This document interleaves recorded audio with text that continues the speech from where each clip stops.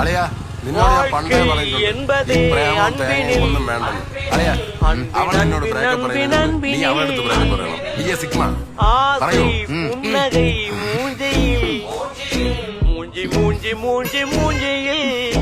ഇങ്ങനെ പെട്ടെന്ന് ബ്രേക്കപ്പ് പറഞ്ഞു എനിക്കത് ഡൈജസ്റ്റ് ആവുന്നില്ല.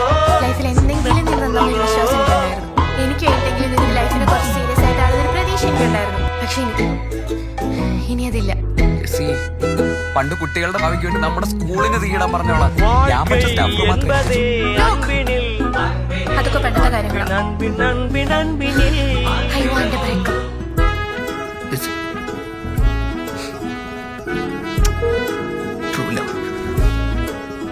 ഇതൊന്നും നീയല്ല.